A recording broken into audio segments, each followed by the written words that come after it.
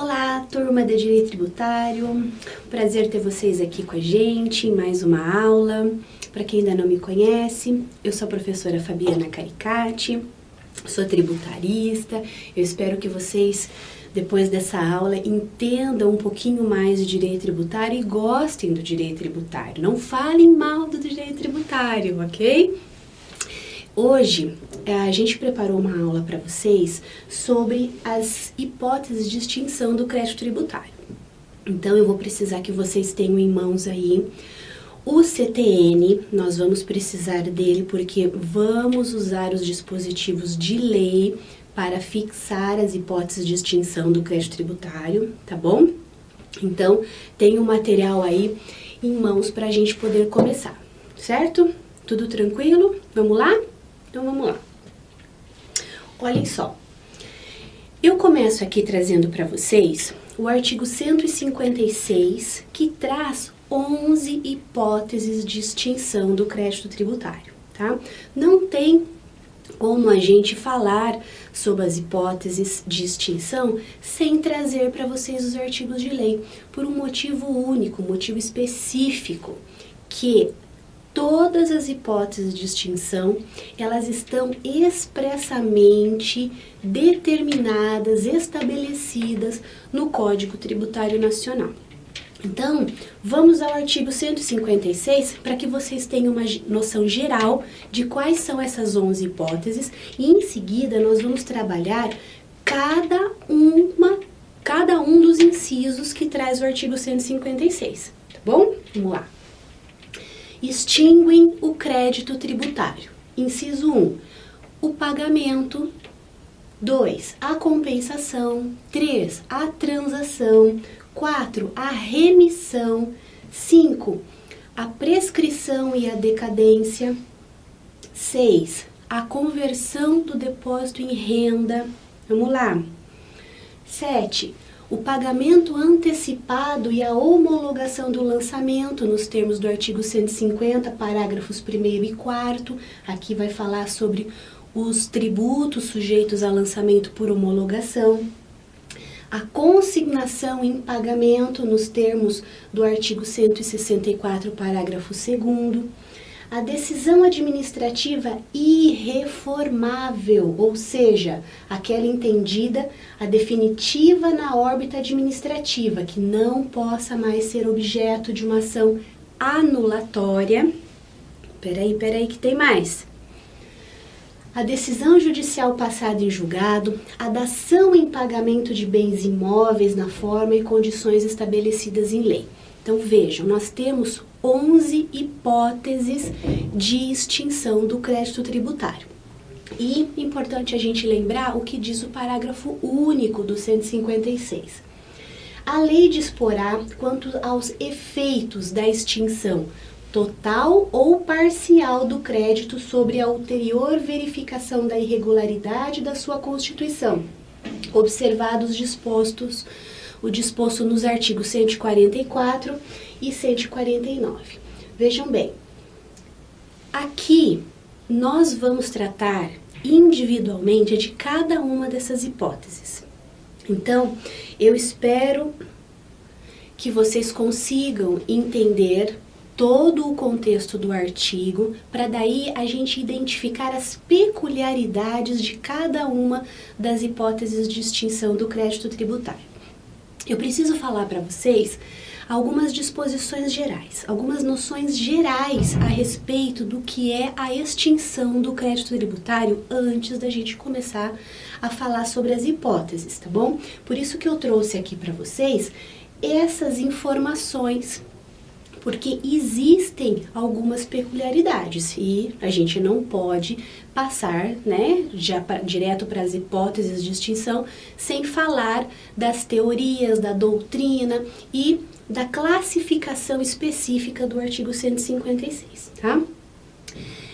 Nós vamos começar falando a respeito de ser ou não um rol taxativo. Veja bem, nós temos a informação de que todas as hipóteses de extinção, de suspensão, de exclusão do crédito tributário são obrigatoriamente derivadas de lei, ou seja, precisa estar absolutamente determinado nos artigos do CTN. O artigo 156, ele vai tratar dessas hipóteses de extinção do crédito tributário. Ok. Mas existem outras hipóteses de extinção além do que está no centro do artigo 156?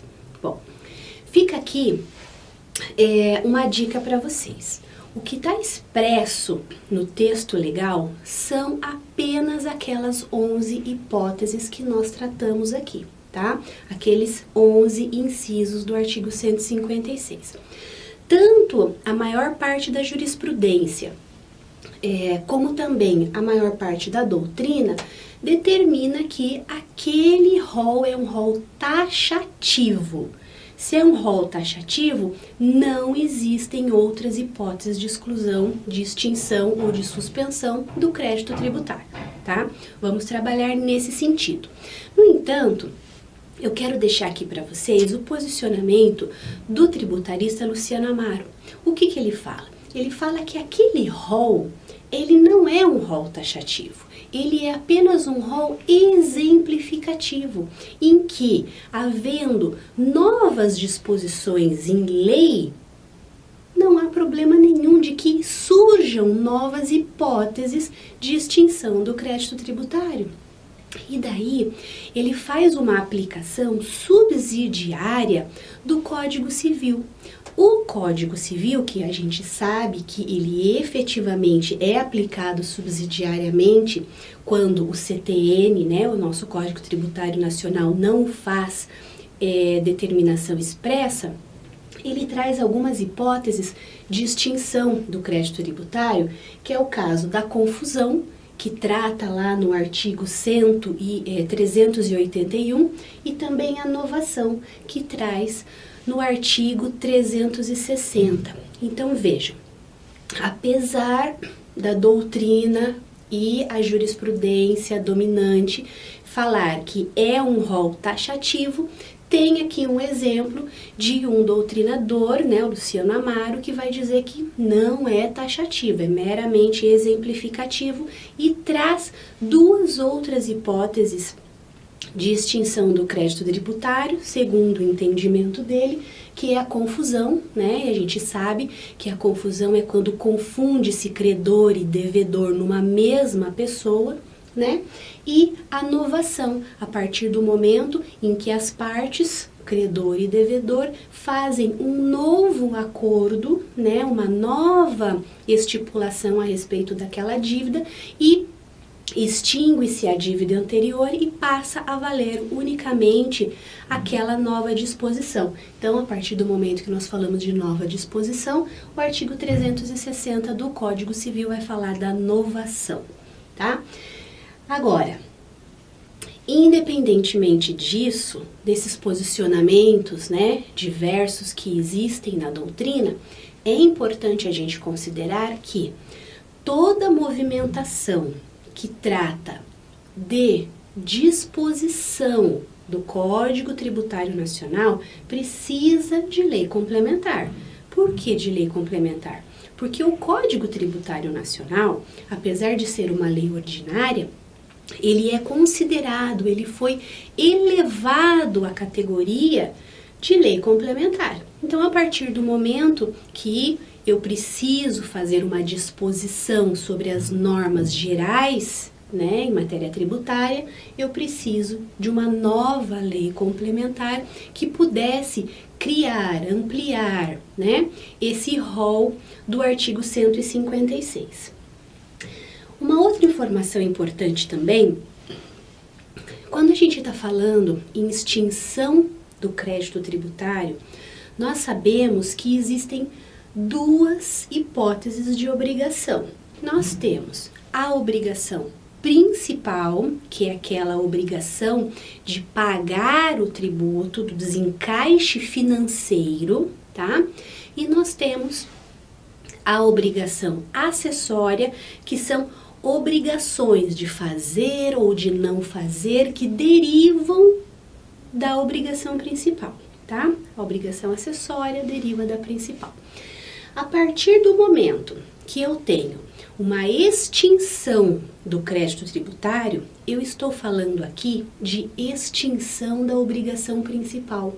Estou falando aqui de extinção da exigência de se pagar o tributo.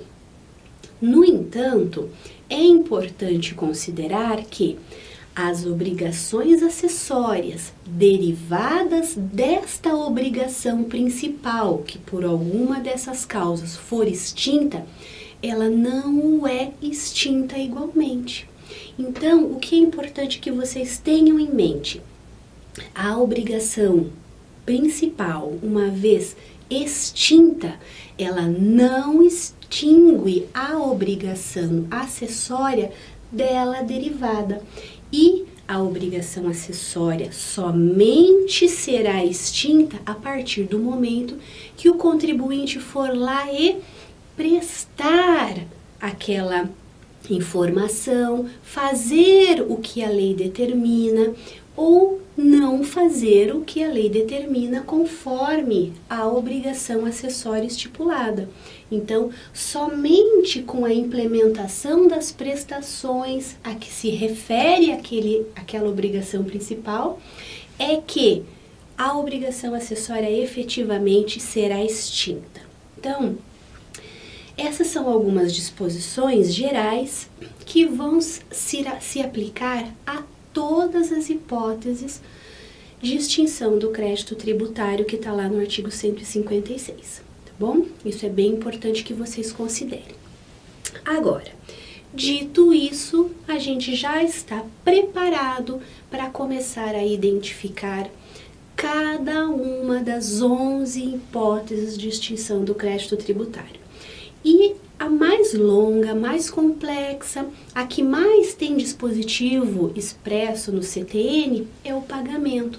E ele é tão específico assim porque ele é a única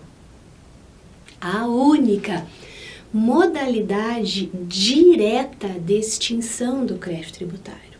Uma vez pago o crédito tributário, extinto, incontestável ele está. Então, é por isso que a gente diz que o pagamento é a única modalidade de extinção do crédito tributário direta, tá? Então, a gente precisa entender que o pagamento vai estar lá disposto no artigo 157 a 163 e também no 165 a 169. Vejam, para que vocês entendam o todo, o complexo do Instituto do Pagamento, peguem a legislação, leem cada um desses artigos, tá? Esses determinados aqui, pausadamente, com calma, com tranquilidade, vendo cada palavra, fazendo a sua interpretação, para que, a partir do momento que vocês têm uma noção geral do que é o pagamento disposto no CTN, então a gente consiga trabalhar as suas características, os seus requisitos de forma mais facilitada, tá bom? Então, como nós comentamos, estão lá vários dispositivos no CTN a respeito do pagamento. Falamos também que é a modalidade direta de extinção do crédito tributário. E é importante a gente dizer que o pagamento, ele deve ser feito em pecúnia, tá? Veja bem, o que significa pecúnia? Significa em moeda corrente nacional. Nós estamos falando do dinheiro, tá? Mas o artigo 162 do CTN, ele vai trazer outras hipóteses de efetivar o pagamento. Hoje em dia, é importante a gente colocar que a forma usual, né, efetivamente é o dinheiro. No entanto, o 162, ele vai trazer dois incisos específicos. O inciso Primeiro, número 1, vai dizer o seguinte: pode ser feito o pagamento em dinheiro, cheque ou vale postal. Pode ser feito também o pagamento por estampilha, papel selado ou processo mecânico. Quando a gente está falando do pagamento em dinheiro, sem qualquer dificuldade. Quando a gente está falando do pagamento em cheque ou vale postal, deixa eu voltar aqui.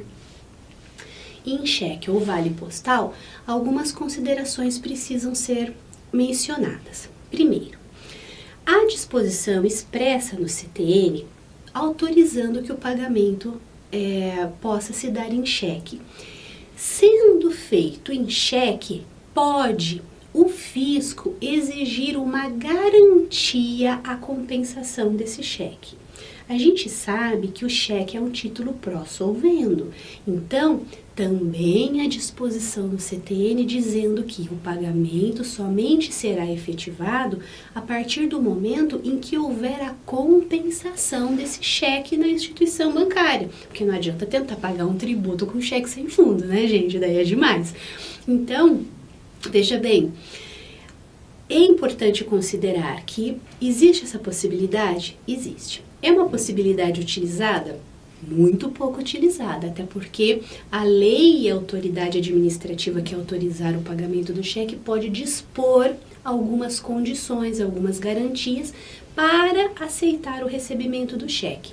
Agora, existe uma observação expressa em matéria tributária que, se o pagamento for feito por outra forma, no caso o cheque, né, que não seja o dinheiro, a exigência dessa garantia, ela não pode ser indevida, ela não pode ser abusiva, ela não pode ser arbitrária e ela não pode onerar, majorar o valor do tributo efetivamente exigido.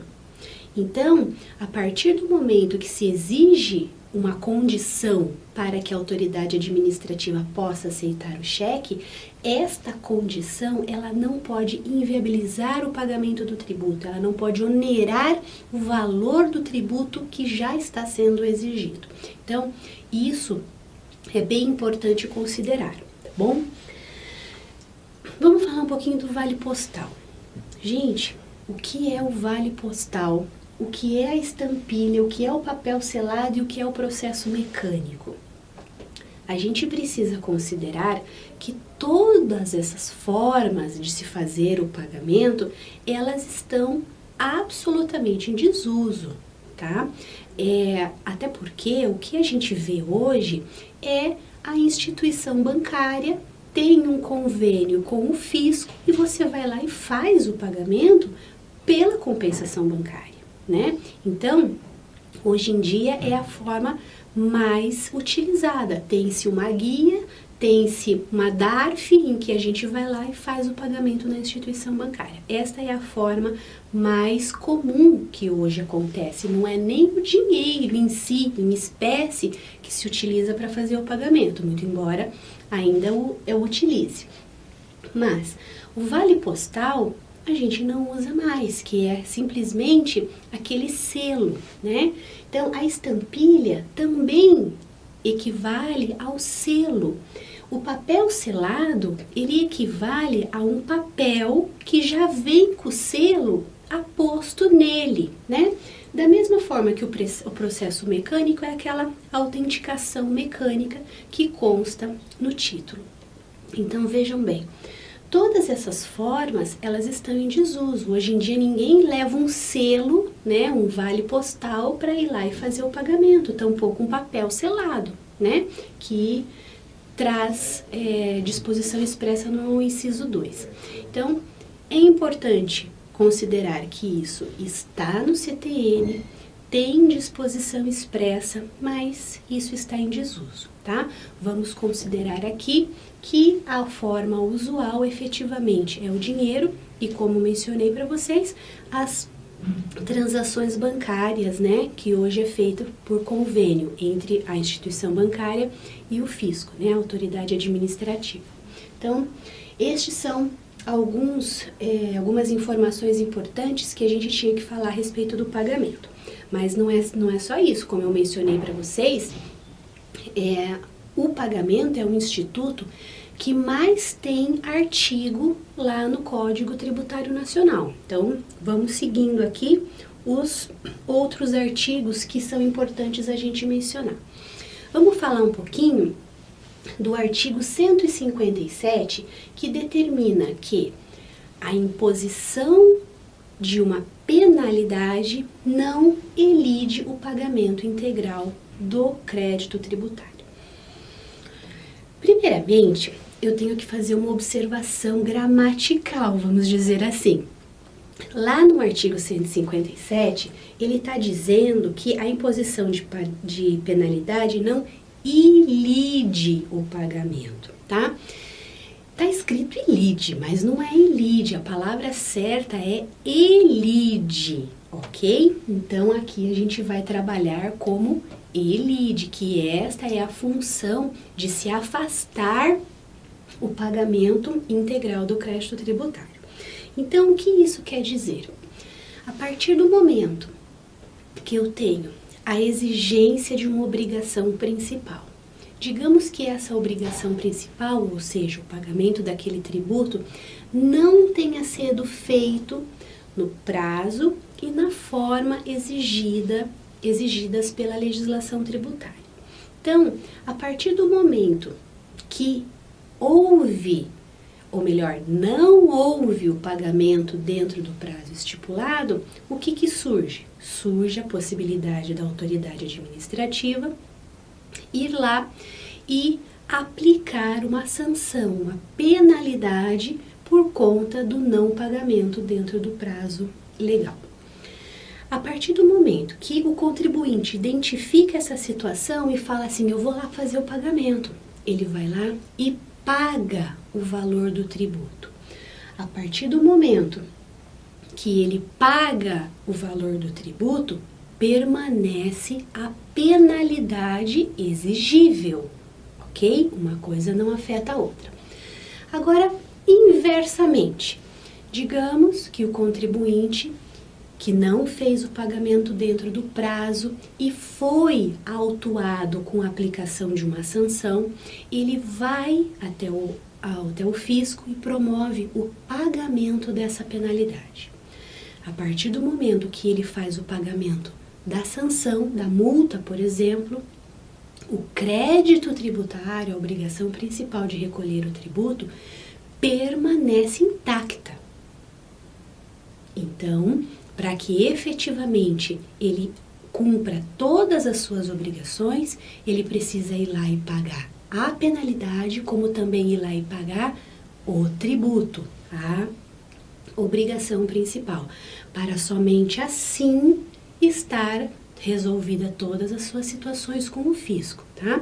Então, é isso que determina o artigo 157. Se ele for lá e fizer o pagamento de uma penalidade, né, que foi imposta pelo fisco, isso não reflete no pagamento, na exigência do pagamento da obrigação principal, tá? Então, por óbvio, não extingue o crédito tributário. Isso é importante a gente mencionar. Vamos falar um pouquinho agora do artigo 158.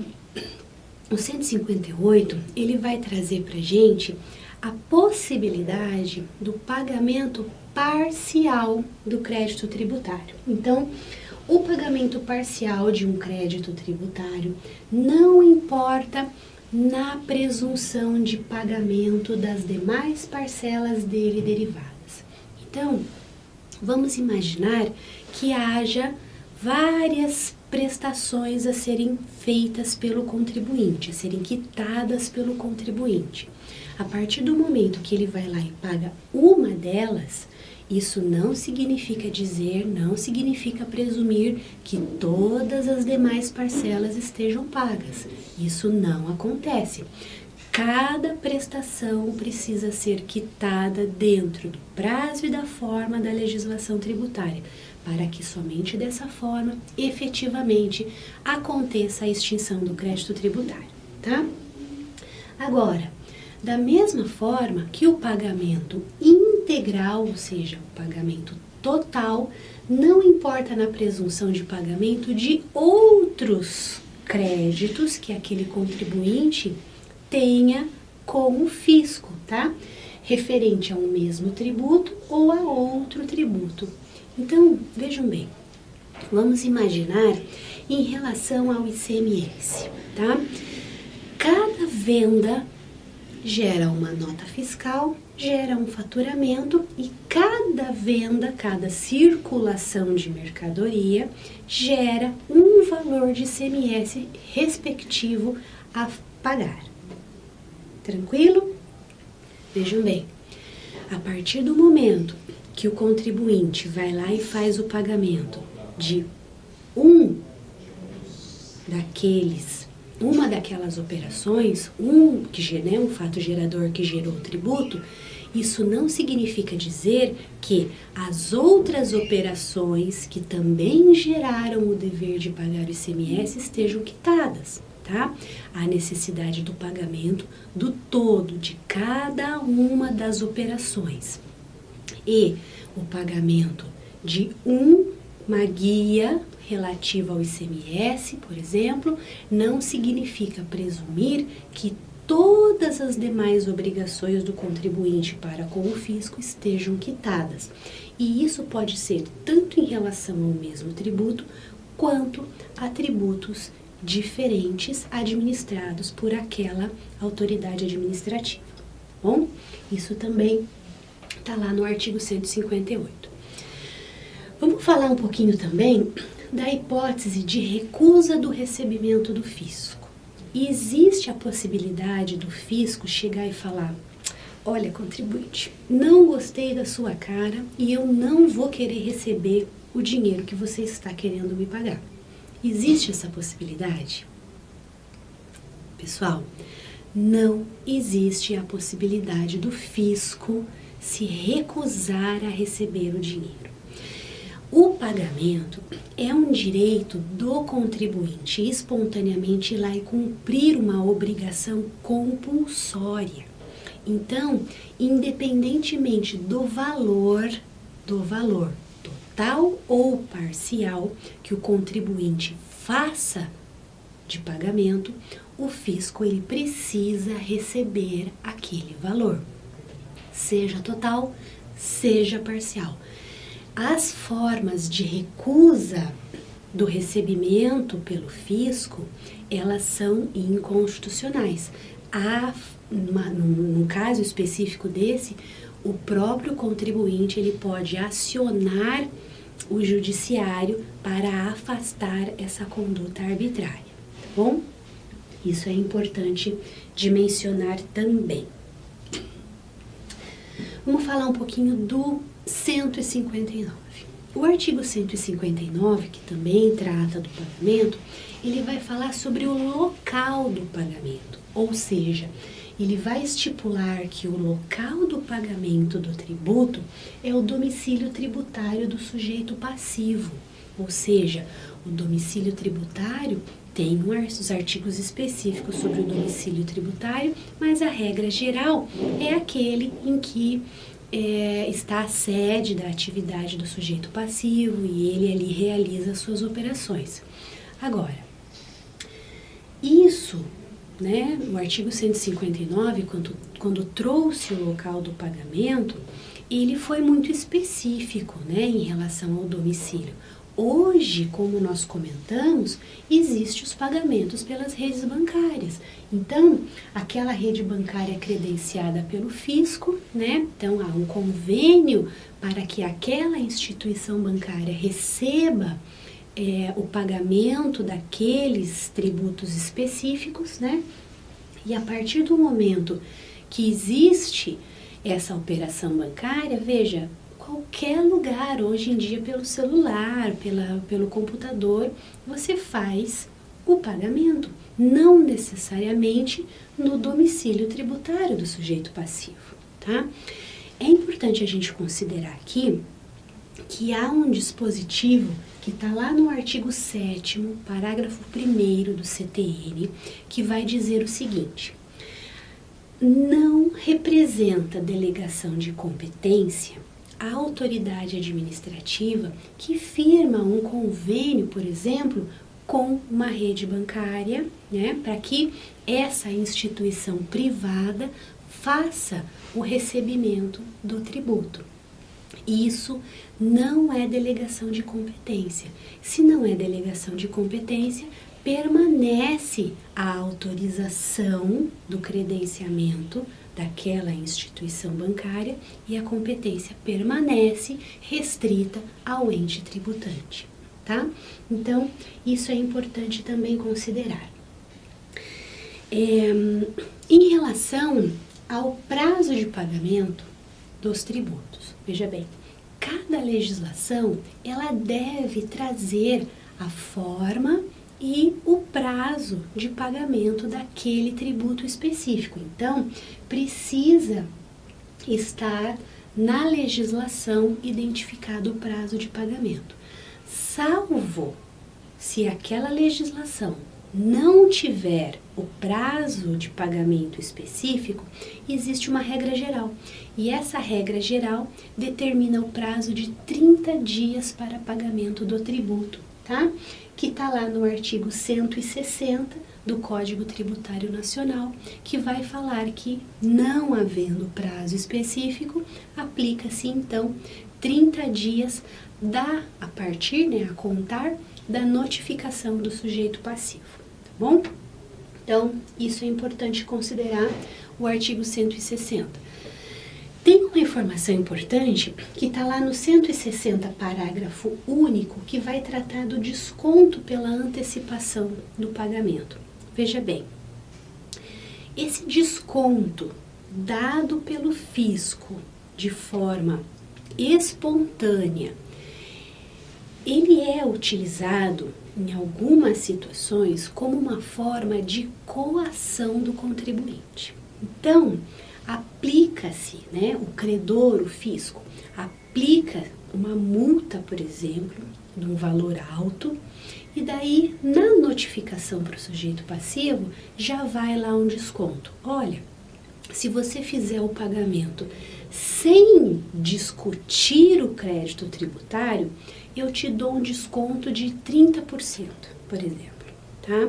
Veja bem, não pode ser utilizado esse desconto dado pelo fisco como uma manobra, como um artifício para impedir com que o contribuinte busque a discussão do crédito tributário, seja em âmbito administrativo, seja em âmbito judicial, tá?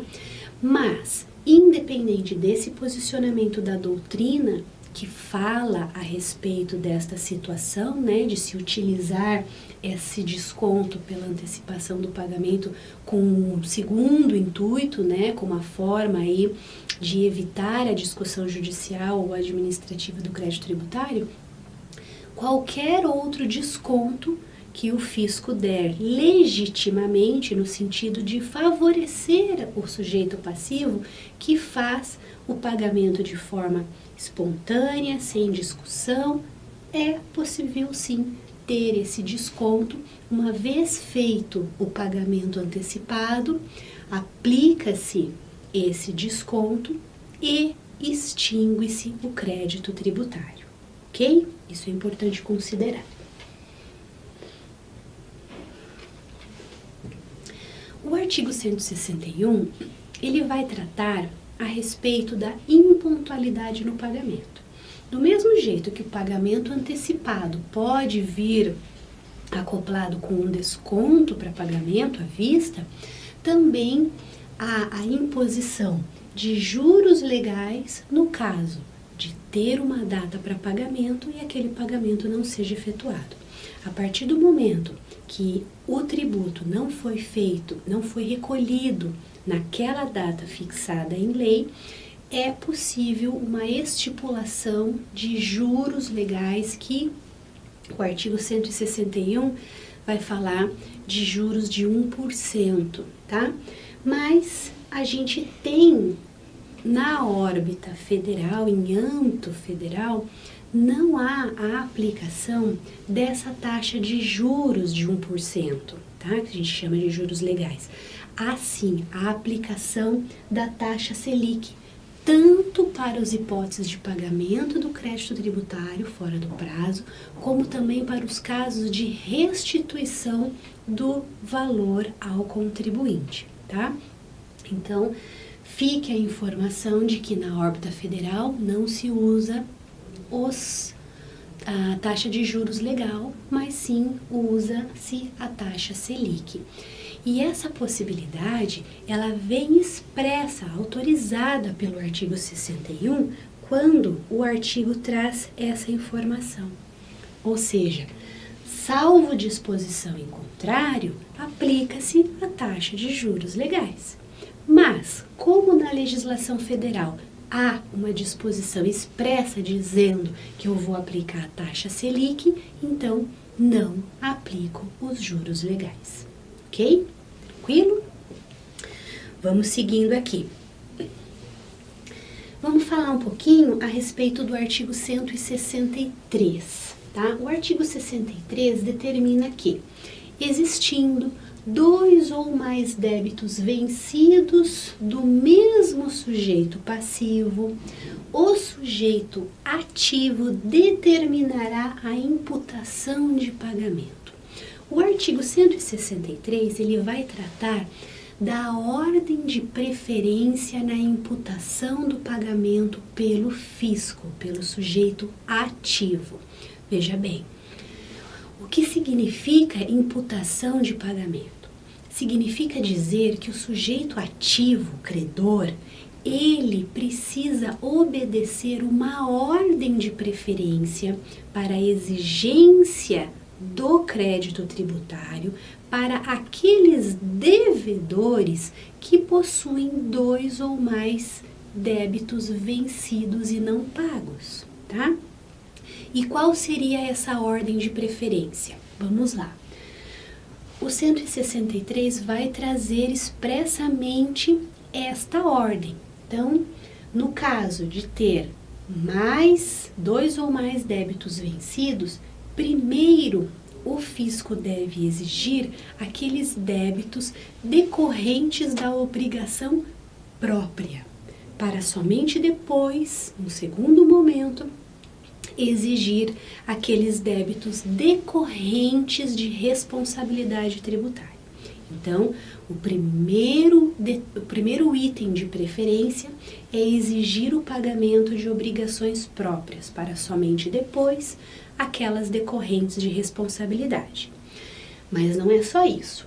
No caso destes débitos serem de espécies tributárias diferentes, primeiro eu devo exigir as contribuições de melhoria, para num segundo momento exigir as taxas e para num terceiro momento exigir os impostos. Então, observem a ordem de preferência. Primeiro, contribuições de melhoria, depois taxas, depois impostos. Também é preciso considerar uma ordem de prazo prescricional. Eu tenho que seguir a ordem crescente dos débitos, considerando o prazo de prescrição. E por último, uma ordem decrescente em relação ao montante exigido, o valor do tributo exigido. Vejam bem, eu preciso que vocês leiam o artigo 163 e memorizem esta ordem de imputação de pagamento. Tem em todos os concursos, isso é muito exigido, e várias questões e vários concursos diferentes caem esta questão da ordem de imputação, de exigência do crédito tributário. Então, eles acabam embaralhando, misturando os incisos para confundir. Então, memorizem essa ordem, porque daí vocês não vão ter qualquer problema nos concursos, né, nas provas que vocês estiverem aí estudando para fazê-las, ok? Vamos lá, não parou ainda não, tem mais uma situação importante para a gente falar sobre o pagamento. A partir do artigo 165, a gente vai tratar sobre o pagamento indevido ou a maior, tá? Veja bem, o sujeito passivo tem direito, independentemente de prévio protesto, à restituição total ou parcial do tributo, tá? Como é que funciona esse pedido administrativo ou judicial para restituição do pagamento indevido ou do pagamento feito a maior? Veja bem, a partir do momento que o contribuinte ele identifica que ele fez um pagamento que não deveria ter sido feito, ou que ele fez um pagamento num valor maior do que aquele efetivamente devido, surge a possibilidade dele chegar até o fisco, né, e falar: olha, fisco, eu paguei errado, paguei a mais, paguei de forma que não deveria. Então eu preciso que você me devolva, me restitua este valor. Veja bem, este pedido de restituição, ele está amparado em um princípio do não enriquecimento sem causa, tá? Eu não posso, de forma alguma, autorizar, entender legal que o fisco, ele efetivamente se aproprie de um valor que não é devido. Ele vai estar, ao mesmo tempo, se enriquecendo ilegitimamente e vai estar prejudicando o contribuinte. Então, esse pedido, ele pode se dar tanto de forma administrativa, você faz um pedido de restituição para o fisco, identificando que fez o pagamento a maior ou de forma indevida, e para isso ele simplesmente junta, por exemplo, a guia de pagamento em que há a demonstração de que ele pagou a mais ou que ele pagou de forma indevida, tá? Se o fisco entender que aquele pedido é devido, ele vai lá e faz a restituição, e daí ele pode escolher entre a restituição ou a compensação. Agora, existem alguns casos que o contribuinte não consegue fazer isso de forma administrativa ou simplesmente nem tenta fazer isso de forma administrativa. Ele vai direto para o judiciário, demonstrando para o juiz que pagou, né? Junta ali a guia, junta o comprovante: olha, eu deveria pagar 10, mas eu paguei 20. Se eu paguei 20, eu preciso que me devolvam 10, né? Então, ou por exemplo, eu tinha essa guia de 10 para pagar. Olha, eu errei e paguei 2 vezes. A partir do momento que eu paguei a mais, né, eu tenho autorização de fazer o pedido ou administrativo ou judicial para a restituição do tributo indevido, tá? Veja bem, a gente está falando aqui sobre os pagamentos indevidos, né, ou pagamento a maior. O artigo 168, ele vai tratar do prazo para o pedido de restituição, tá? Veja bem, a partir do momento que eu estou falando de prazo de restituição, eu preciso observar o artigo 168, que vai tratar do prazo de 5 anos para a restituição. Agora, fica aqui a questão de que esses 5 anos, eles começam a contar de quando? Qual é o dia a quo, o termo a quo, para a contagem do prazo de 5 anos? Então, nós temos aqui o inciso 1, que vai determinar que o prazo para pleitear a restituição extingue-se com o decurso do prazo de 5 anos, contados, na hipótese do inciso 1 e 2 do 165, da data da extinção do crédito tributário. Eu coloquei aqui para vocês as hipóteses do 165, e não coloquei lá, mas coloquei nesse slide para que a gente não trabalhasse em duplicidade, né? O 165, e aqui vocês vão conseguir entender que o inciso 1 do 165 vai tratar da hipótese que simplesmente você, espontaneamente, contribuinte, foi lá e fez o pagamento indevido a maior. Ponto final. A partir do momento que você fez o pagamento, extinguiu o crédito tributário. Então, do pagamento, nasce 5 anos o direito de pleitear a restituição. O inciso 2 do 165 vai falar sobre erro na identificação do sujeito passivo, alíquota, valor devido ou erro no documento de pagamento. Olha só, o inciso 2, quando vocês forem ler o 165, vai falar de erro na edificação do sujeito passivo. Bom, coube a doutrina identificar, né, este erro no termo utilizado pelo legislador e aonde está escrito edificar, leia-se erro na identificação do sujeito passivo. Então, ao invés de edificar, é identificar, tá bom? Então, no caso de ter erro na identificação do sujeito passivo, na apuração de alíquota errada, apuração de valor errado, ou o documento em que seja feito o pagamento contém erros, a partir do momento da identificação destes erros no pagamento, fez-se o pagamento, extinguiu o crédito tributário. A partir deste pagamento do documento com erro, ou do documento do sujeito passivo errado, ou do pagamento de valor errado, surge o prazo quinquenal. Temos 5 anos para pleitear a restituição, tá? É importante a gente mencionar aqui que a Lei Complementar 118 de 2005, ela trouxe uma interpretação específica no artigo 3º. Veja bem, trouxe o artigo 3º uma norma interpretativa em matéria tributária. Esta norma interpretativa, ela vem dizer que, na hipótese do inciso 1 do 168, a extinção do crédito tributário lançado por homologação conta-se da data da antecipação do pagamento, tá?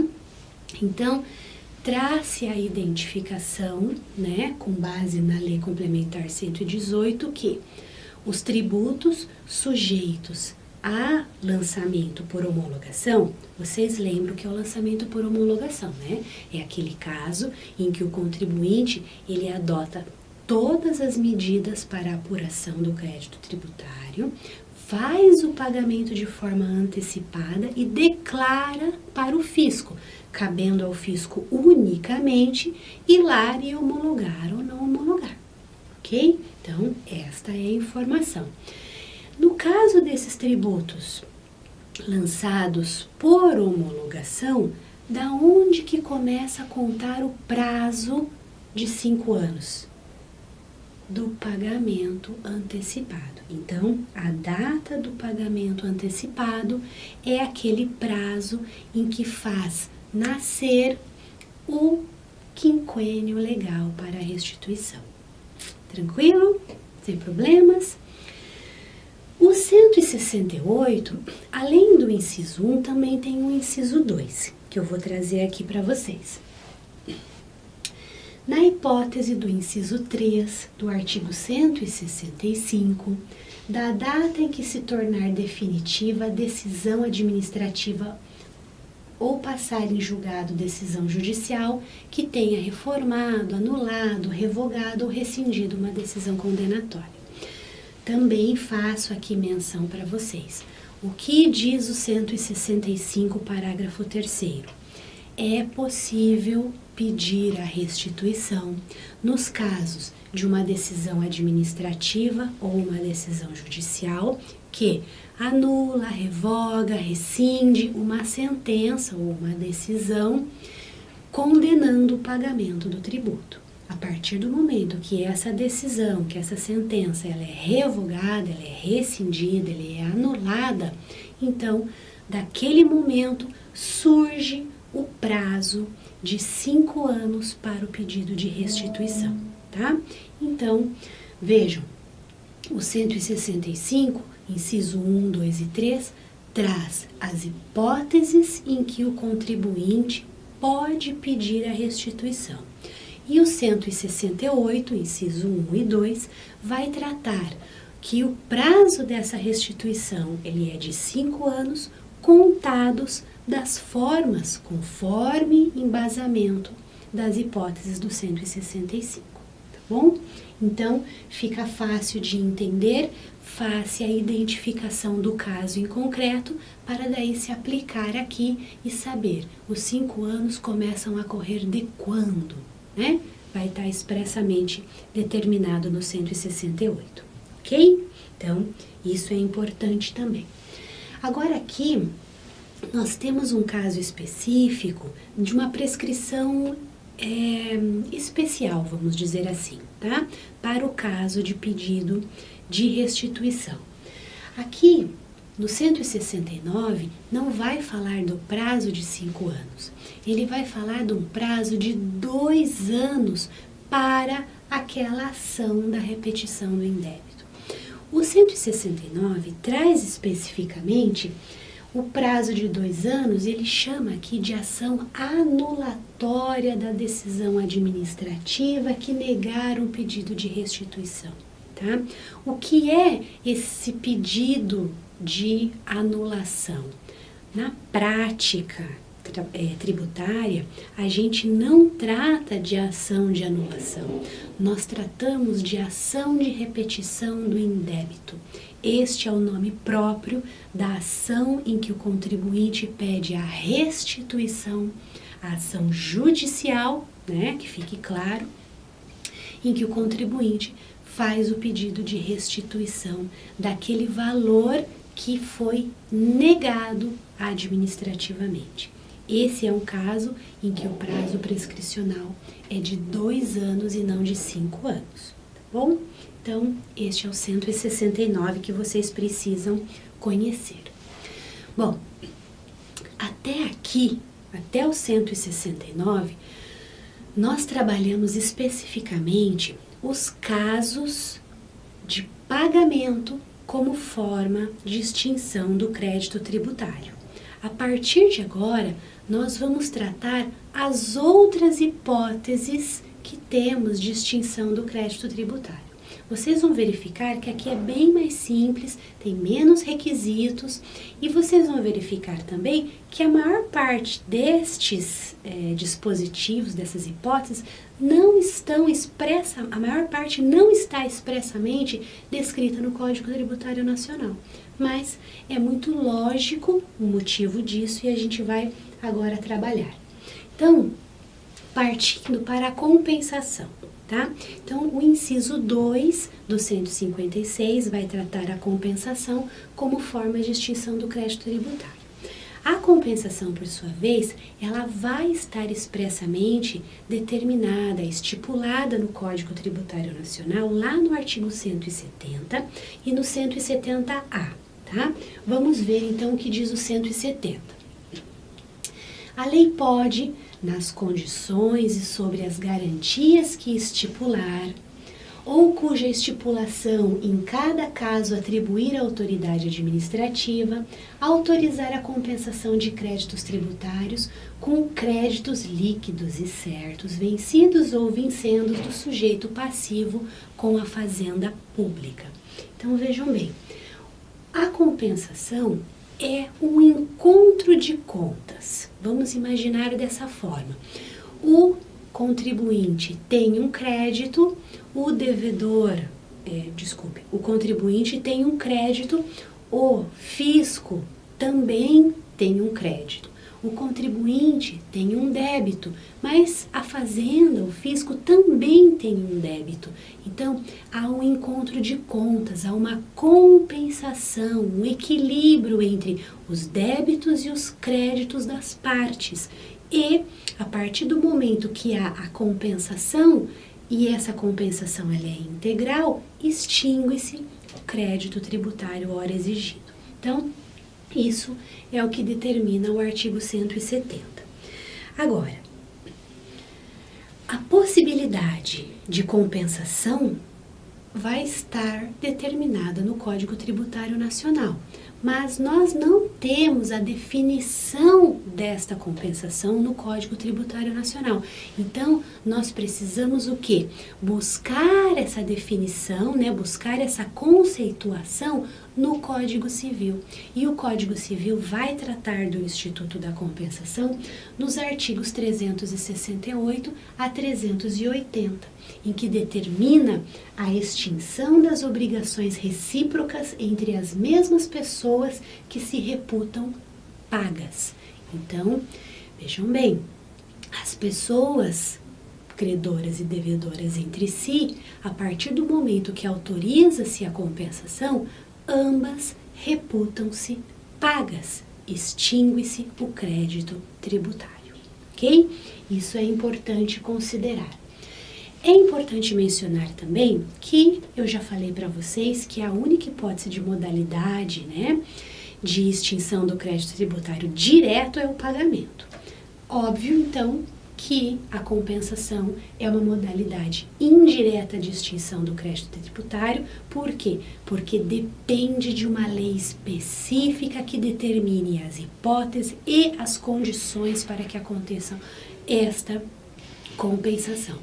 Não imaginem vocês que a compensação ela é simplesmente um direito subjetivo do credor.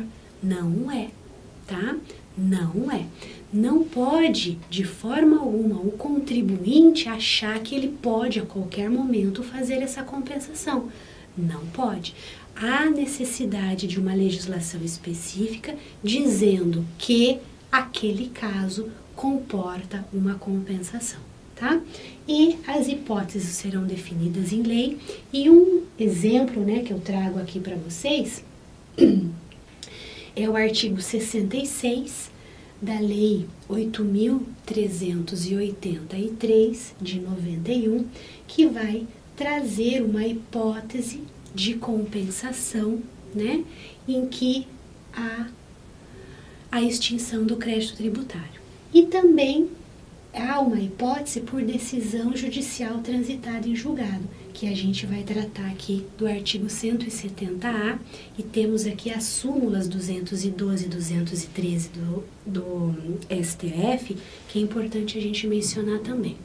Vejam bem, eu posso ter uma compensação administrativa, tá? Que é o caso do artigo 66 da Lei 8.383 de 91, que vai trazer uma hipótese real de compensação administrativa, mas eu tenho também a possibilidade de que esta compensação se dê com base numa decisão judicial transitada em julgado.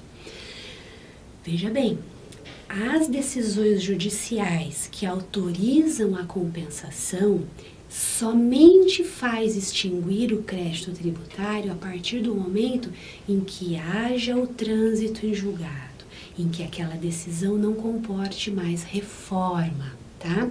E é por isso que determina o artigo 170A do CTN, dizendo que somente as decisões irreformáveis é que são passíveis de extinção do crédito tributário por compensação.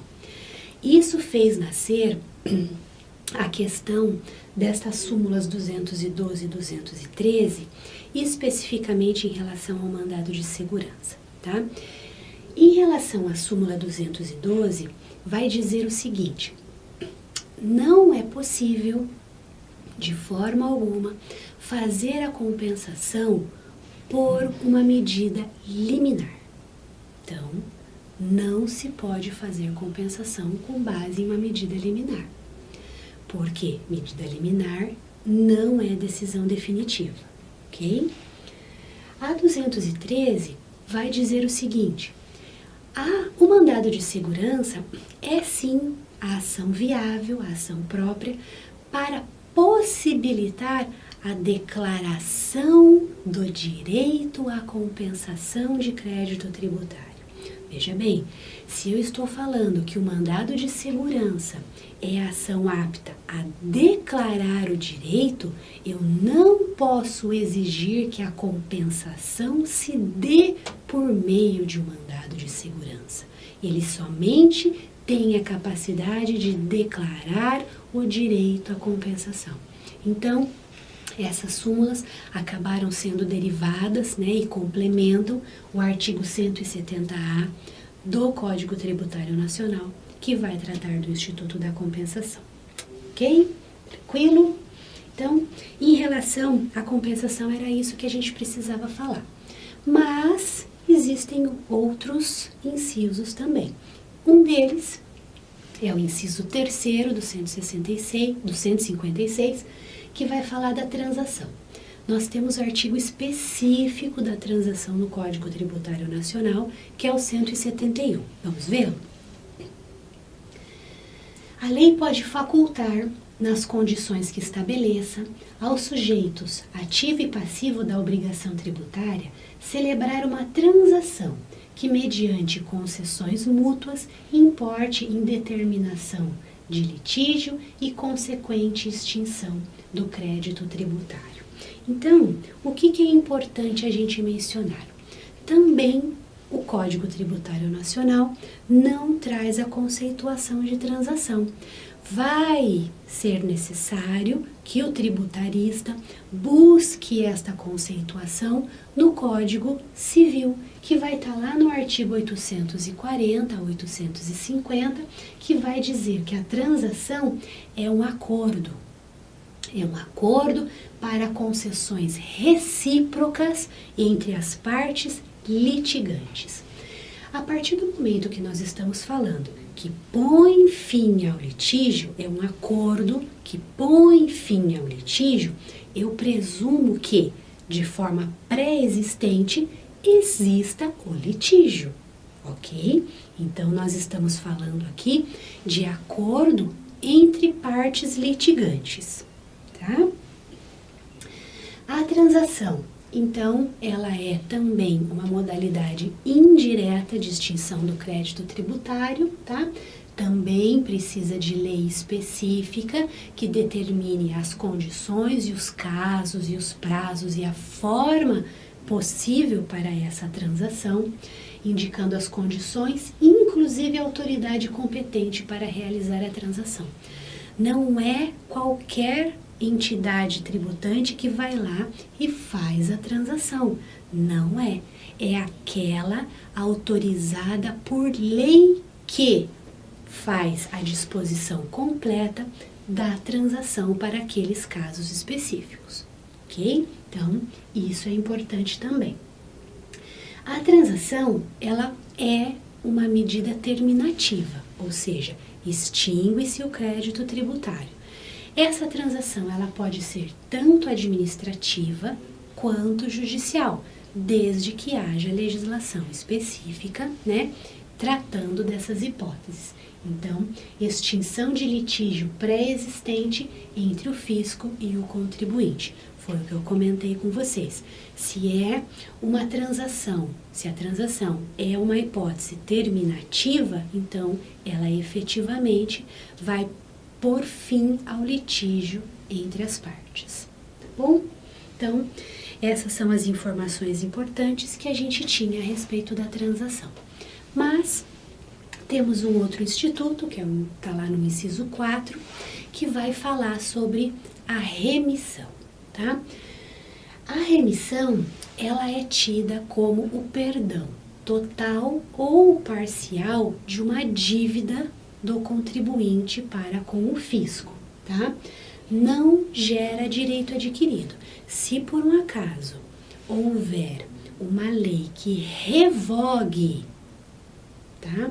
Uma lei ou uma decisão judicial, por exemplo, que revogue aquela lei, aquela normativa que autorizou a remissão, automaticamente pode-se exigir o crédito tributário daquele contribuinte. Não existe direito adquirido daquele contribuinte por conta de ter tido uma lei que autorizava o perdão total ou parcial da sua dívida, tá?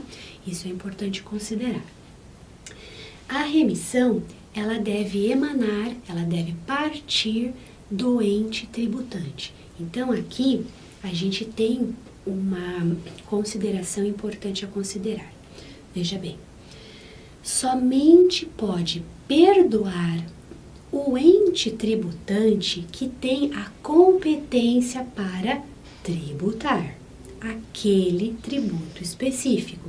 Então, aqui nós temos que considerar que o ente tributante, ele vai poder perdoar aquele tributo que ele administra, tá? De que ele tem a competência para instituir, para exigir.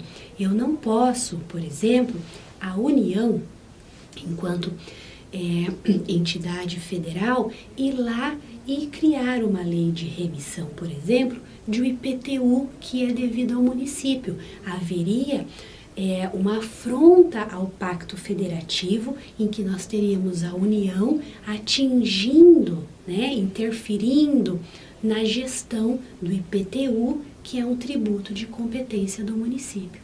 Então, nós temos que considerar que esta é a regra geral e que a Constituição Federal vai definir a competência tributária e aquele ente que tem o poder de tributar vai ser o mesmo ente que tem a competência de criar uma lei que perdoe total ou parcialmente uma dívida, tá?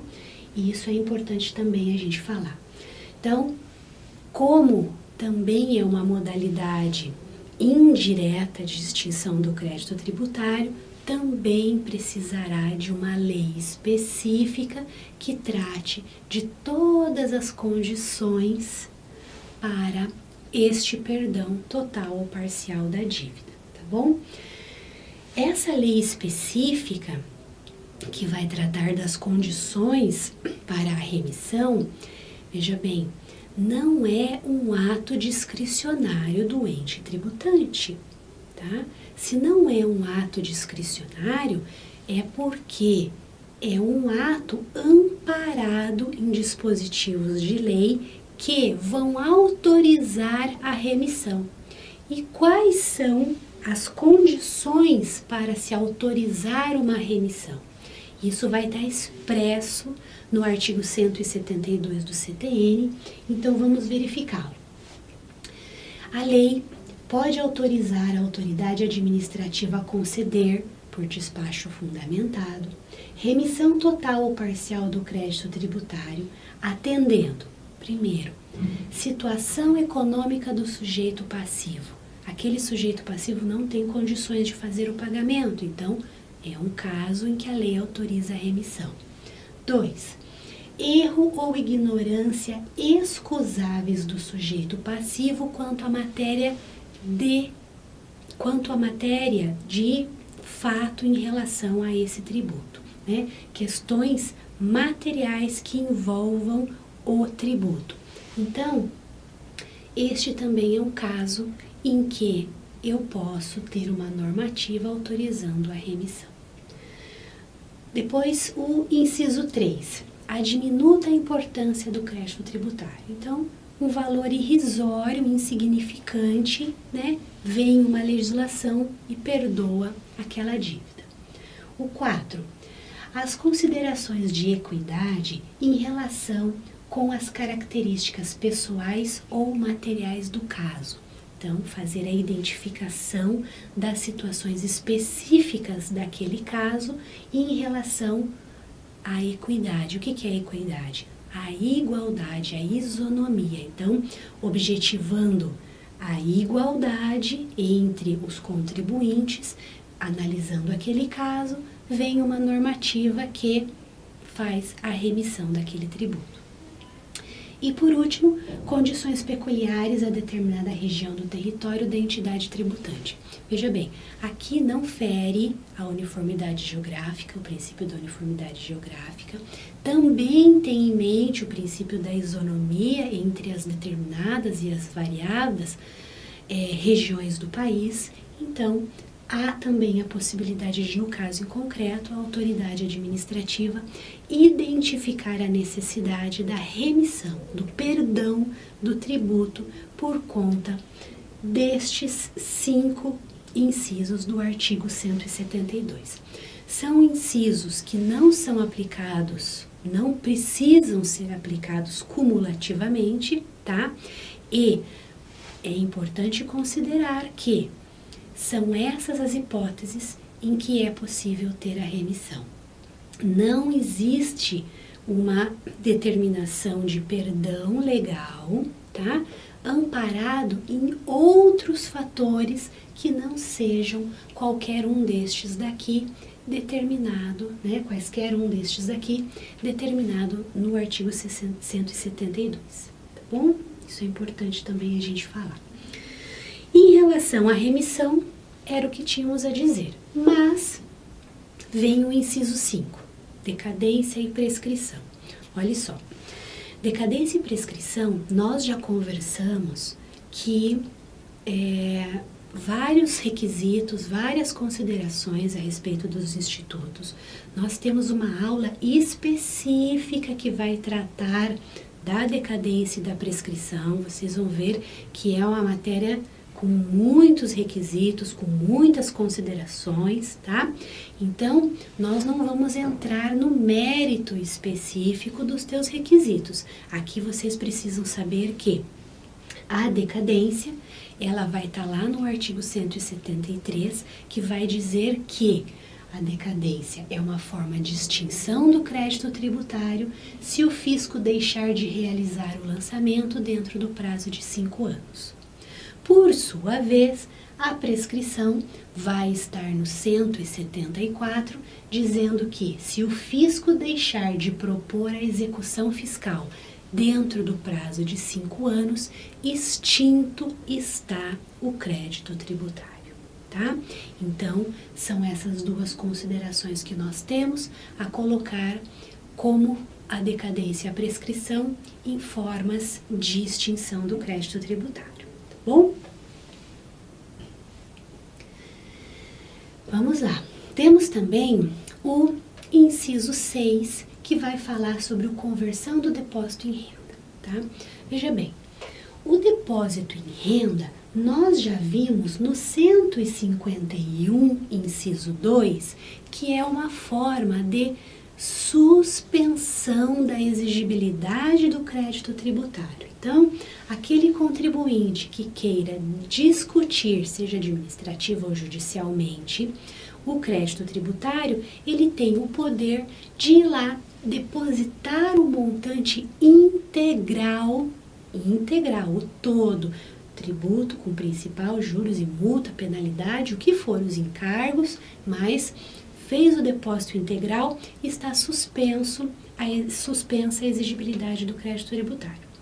Por sua vez, digamos que o fisco saia vencedor numa demanda em que há esse depósito judicial.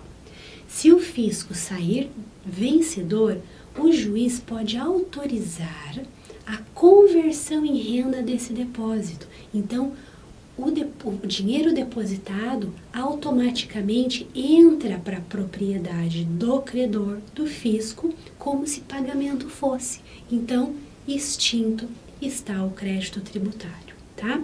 E se o fisco for o vencedor, nada impede que ele cobre, ele faça o levantamento daqueles valores e, havendo divergências, havendo penalidades, havendo juros não depositados, ele pode, né, dependendo do tempo de tramitação do processo, pode incidir outros valores, né, além daqueles depositados. Então, o fisco ele pode promover a cobrança destas diferenças sem a menor dificuldade, tá? Agora, é importante a gente mencionar que a gente está falando aqui de uma ação em que houve o depósito judicial feito pelo contribuinte, né? Seja administrativo ou seja judicial. Existem essas duas hipóteses, muito embora em âmbito administrativo o depósito judicial é pouco utilizado, né? Agora, e se for uma penhora de ativos financeiros na conta do contribuinte, tá? No caso de uma execução fiscal. Então, houve a citação do contribuinte numa execução fiscal. Digamos que o contribuinte não se manifestou, não pagou, não ofereceu bens à penhora, não apresentou os embargos à execução, uma exceção de pré-executividade, enfim.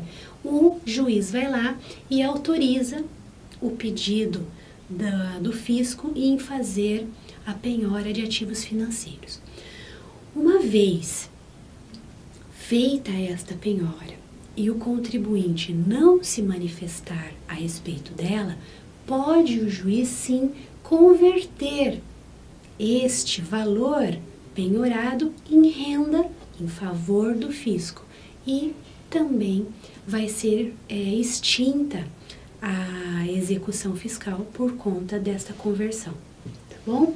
Agora, esta conversão de ativos financeiros, eu estou mencionando aqui com vocês, mas ela não é a hipótese de extinção do crédito tributário determinada no inciso 6 do artigo 156. Por quê? Porque ali nós estamos falando de conversão do depósito, ok? Do depósito realizado de forma espontânea pelo contribuinte, tá bom? Então, isso é importante também falar a respeito disso. Temos aqui o inciso 7, que vai tratar do pagamento antecipado e da homologação do lançamento, né? Então, no começo da aula, nós já mencionamos que os tributos sujeitos a lançamento por homologação exige-se, né, o pagamento antecipado feito pelo contribuinte. A partir do momento que esse lançamento é feito pelo contribuinte, o contribuinte faz o pagamento de forma antecipada com base na apuração por ele mesmo realizada, né? Há, então, efetivamente a homologação do lançamento, então, extinto está o crédito tributário.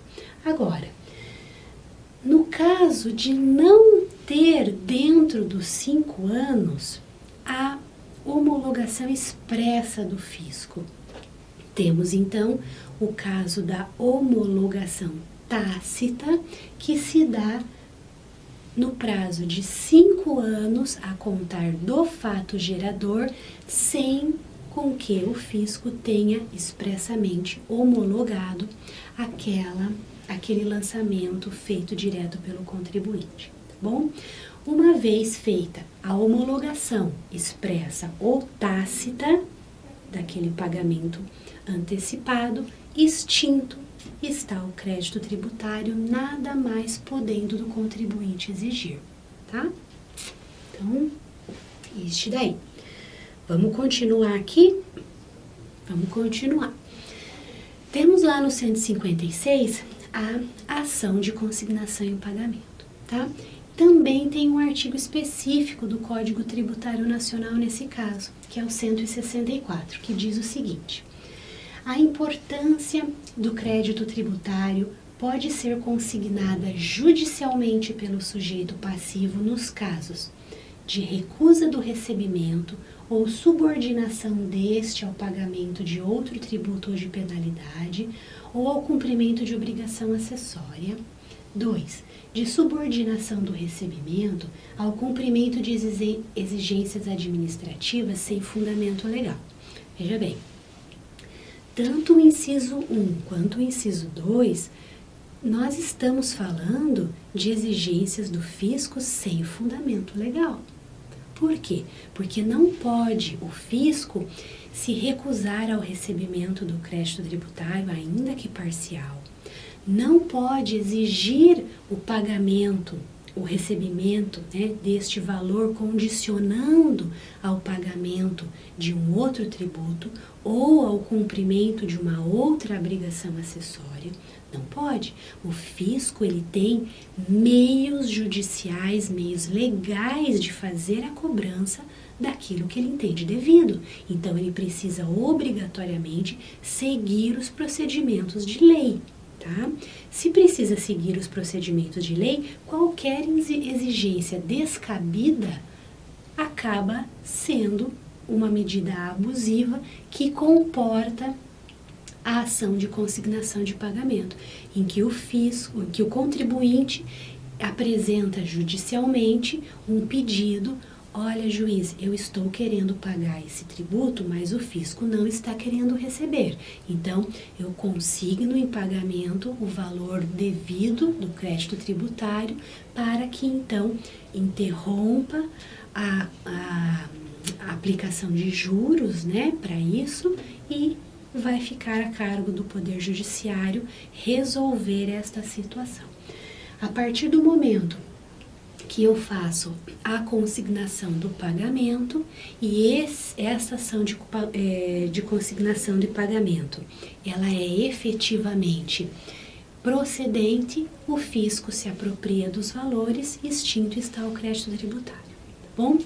Existe uma terceira hipótese da ação de consignação de pagamento, que vai estar determinada aqui: de exigência por mais de uma pessoa jurídica de direito público de tributo idêntico sobre o mesmo fato gerador.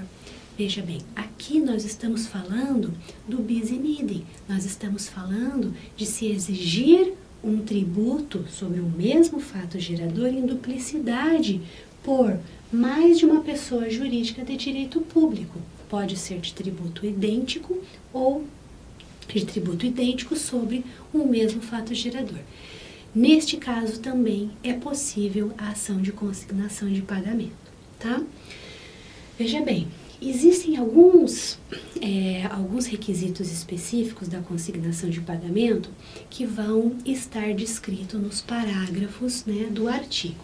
Então, o parágrafo 1º vai determinar o seguinte: a consignação só pode versar sobre o crédito que o consignante se propõe a pagar, independente se é total ou parcial, ok? Julgada procedente a consignação, o pagamento se reputa efetuado e a importância consignada é convertida em renda em favor do fisco, logo extingue-se o crédito tributário. Se a ação for julgada improcedente, no todo ou em parte, o fisco pode cobrar a diferença acrescida de juros de mora sem prejuízo de aplicação de penalidade cabível, tá? Então, esses requisitos, essas considerações vêm descritas nos parágrafos, né, aqui do artigo 164, determinando as três hipóteses da ação de consignação de pagamento, tá?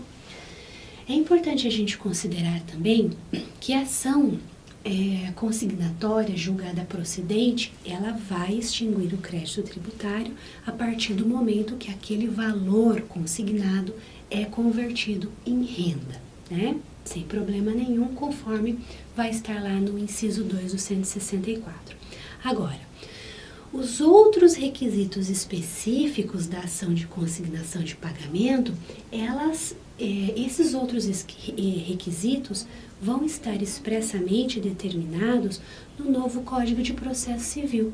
Vão estar lá no artigo 539 até o 549, que vai tratar sobre o direito do contribuinte em efetivamente realizar o pagamento do tributo naqueles casos em que a recusa do fisco, ele não tem fundamento, ela é vinculada a outra prestação ou está sendo exigido em duplicidade o mesmo tributo sobre o mesmo fato gerador, né? Então, nessas três hipóteses, surge a situação da ação de consignação de pagamento. É importante aqui a gente considerar também que a gente começa a falar de uma ação de consignação de pagamento, mas o primeiro ato antes do recebimento da ação consignatória é o depósito, tá? E o depósito, como nós mencionamos, é uma das hipóteses de suspensão da exigibilidade do crédito tributário descrito lá no artigo 151.2 do CTN, tá? Então, começa com o depósito judicial da importância feita pelo contribuinte. A partir do momento que tem esse depósito, o processo vai concluso ao juiz e então ele identificando ser o caso das hipóteses da ação consignatória, ele recebe a ação. Então, aquele depósito vai ficar lá registrado, né, vai ficar efetivado dentro de uma ação de consignação em pagamento. Então, sendo procedente, como nós mencionamos lá no inciso 2, no parágrafo 2, parágrafo 2º, né, sendo procedente, conversão em renda do depósito. Sendo improcedente, cobra-se o crédito tributário com juros sem qualquer implicação na penalidade, caso seja cabível. Ok?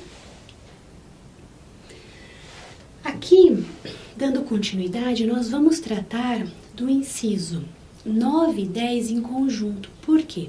Porque a decisão administrativa irreformável favorável ao contribuinte, então, extinto está o crédito tributário. A partir do momento que eu tenho uma decisão administrativa irreformável em favor do contribuinte, extinto está o crédito tributário. Nada mais pode se exigir do contribuinte.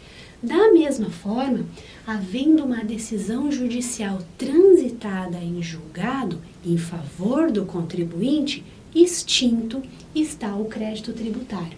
Nós estamos falando, tanto no caso quanto em outro, em decisão definitiva. E estes dois incisos, eles estão amparados no Instituto da Coisa Julgada. A coisa julgada que traz segurança jurídica ao contribuinte e está lá determinada no artigo 5º, 36 da Constituição Federal. Tá bom? E temos aqui a dação em pagamento como última causa de extinção do crédito tributário, tá? A dação em pagamento, ela não constava originalmente no rol do artigo 156, ela veio a ser introduzida posteriormente e a dação em pagamento, ela tem uns requisitos específicos e por conta desses requisitos específicos, nós temos que entender o conceito da dação em pagamento, como está previsto no Código Civil, nos artigos 356 a 359, né, que significa dar em pagamento, dar como forma de quitação da dívida algum bem em substituição do dinheiro, em substituição à pecúnia, tá? Então, é importante considerar esta possibilidade. Esta possibilidade, ela vem de encontro, né, com o Código Tributário Nacional e não é qualquer bem.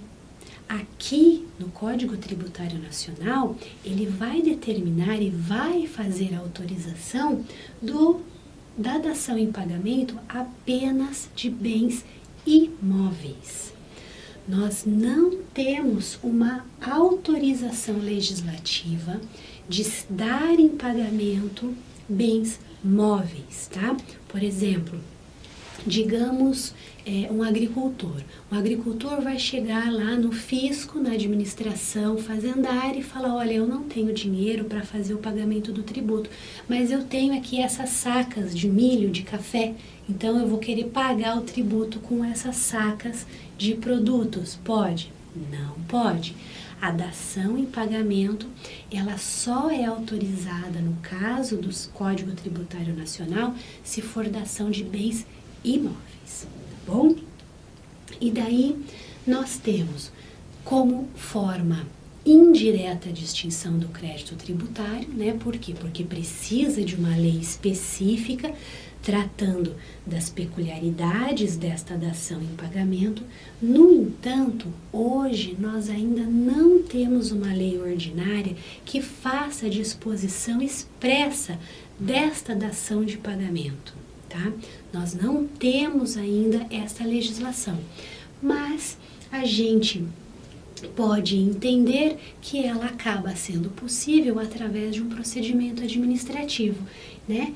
Em que o contribuinte faz a entrega voluntária do imóvel ao fisco, que o aceita, e dá por quitada a dívida, né? Dá por extinto o crédito tributário. Então, o que nós temos visto hoje são esses procedimentos administrativos em que se utiliza a dação em pagamento, tá? Eu queria aqui mencionar com vocês, nós temos uma aula específica sobre a definição de tributo, né? O artigo 3º lá do Código Tributário Nacional vai determinar que o tributo é toda prestação pecuniária compulsória em moeda ou cujo valor nela possa se exprimir. Veja bem, se o conceito de tributo está falando que é uma prestação pecuniária em moeda ou em valor, né, ou em cujo valor nela possa se exprimir, vem a dação em pagamento fazer uma adequação concreta a esse dispositivo legal do artigo 3º do CTN. Por quê? Eu estou dizendo que eu posso fazer o pagamento do tributo tanto em dinheiro quanto em valor cujo, em moeda, posso exprimir. Então, vem os bens imóveis como uma forma de quitação, de extinção do crédito tributário. Bom, então estas são as hipóteses que a gente tinha que comentar. Nós mencionamos aqui para que vocês memorizem, porque isso sempre é perguntado em concurso, a única modalidade direta de extinção do crédito tributário é o pagamento, e existem as outras modalidades indiretas, que são a compensação, a transação, a remissão e a dação em pagamento, pois qualquer uma dessas 4 dependem de lei expressa, lei específica, autorizativa dessas causas de extinção do crédito tributário. E isso vai estar amparado no artigo 141 do Código Tributário, que eu gostaria de lembrar aqui com vocês, que determina que o crédito tributário, né, regularmente constituído, somente se modifica, extingue ou tem a sua exigibilidade suspensa ou excluída nos casos previstos nesta lei, que é o Código Tributário Nacional, fora dos quais não podem ser dispensadas sob pena de responsabilidade funcional. Então, com base no artigo 141, as hipóteses de extinção do crédito tributário são aquelas definidas no Código Tributário, apesar de que existem, né, alguns doutrinadores que alega que esse rol do 156 não é taxativo, mas meramente exemplificativo, mas levando em consideração o artigo 141, faz o entendimento da doutrina e da jurisprudência majoritária de que efetivamente este é um rol taxativo, e são estas as hipóteses legais de extinção do crédito tributário, tá bom? Então, este era hoje o conteúdo que eu precisava passar para vocês. Tá aí o nosso site, o nosso e-mail, entrem em contato conosco, mandem perguntas, mandem sugestões, a gente vai ter o prazer de estar ajudando vocês nessa grande missão, tá bom? Espero que vocês tenham gostado da aula, eu sei que é uma aula grande, mas não tem como a gente dividir as hipóteses, né? Vou dar uma aula, metade hoje, metade não. Então, nós temos aqui os 11 incisos do 156 que tratam da extinção do crédito tributário. Bom, que vocês tenham ótimos estudos e vamos nos ver em breve na próxima aula. Um abraço!